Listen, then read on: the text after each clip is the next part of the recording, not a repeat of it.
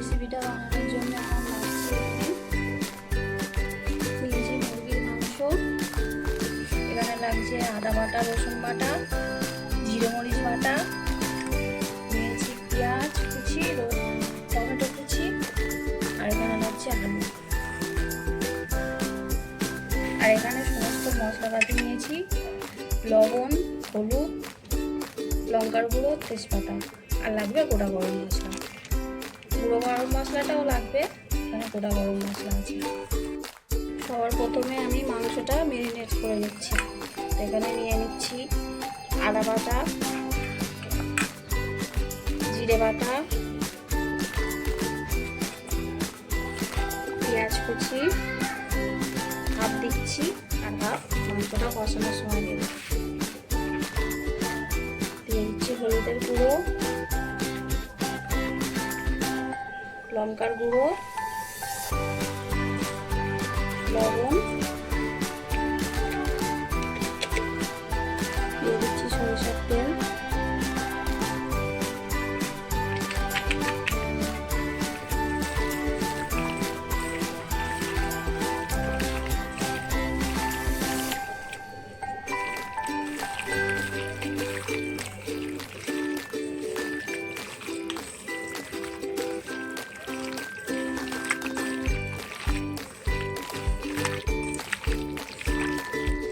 কিছুক্ষণ এটা আমি ঢাকা দিয়ে রেখে দেবো।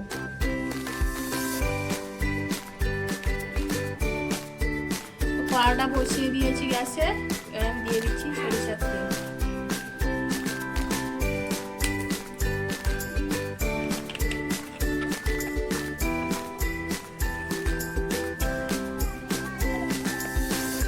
আমি আলুটা ভালো করে ভেজে নেব।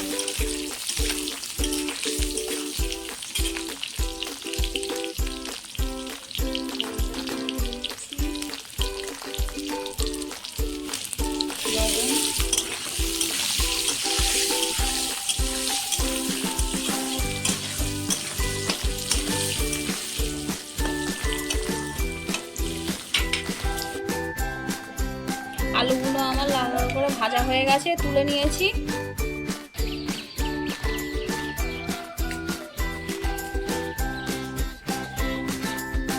কড়াই দিয়ে দিলাম দুটো তেজপাতা,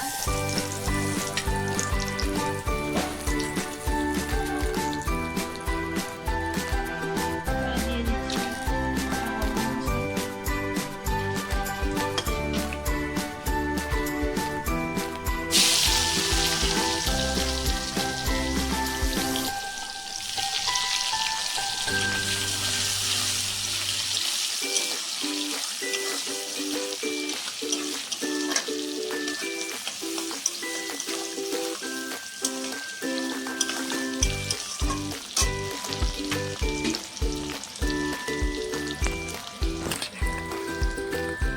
দিয়ে দিচ্ছি রসুন বাটা,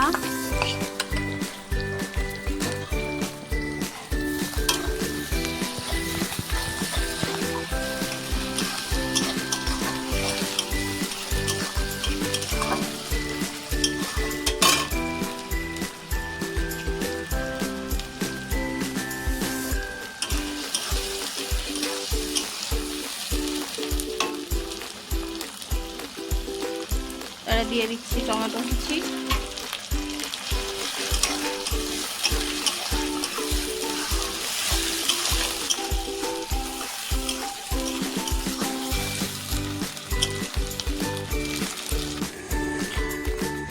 তো ভালো করে মশলাটা আমার কষানো হয়ে গেছে, কাঁচা রসুনের গন্ধটাও চলে গেছে।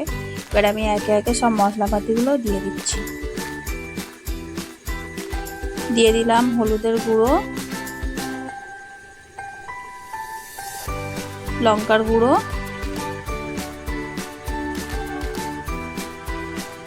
স্বাদ মতো লবণ। লবণটা আমি অল্প দিচ্ছি যেহেতু ম্যারিনেট করা মাংসটায় লবণ দেওয়া আছে আগে থেকে।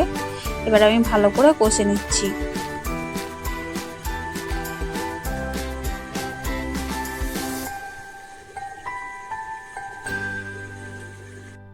মশলাপাতি দিয়ে আমার ভালো করে এটা কষানো হয়ে গেছে।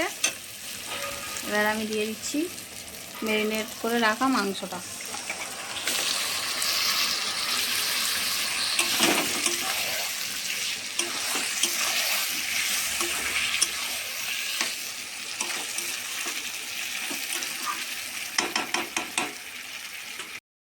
আমি দিয়ে দিচ্ছি একটু পাতিলেবুর রস।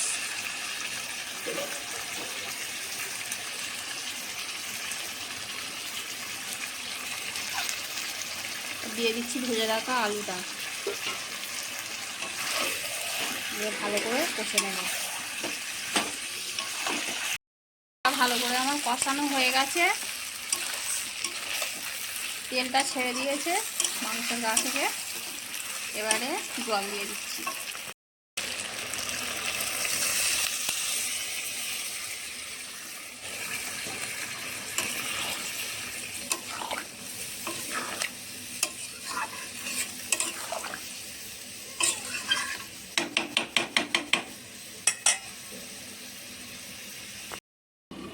এবার আমি খুলে দেখবো হয়ে গেছে কি।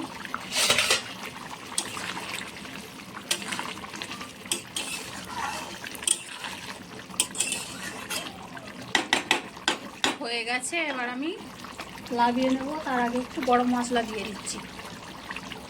গরম মশলা,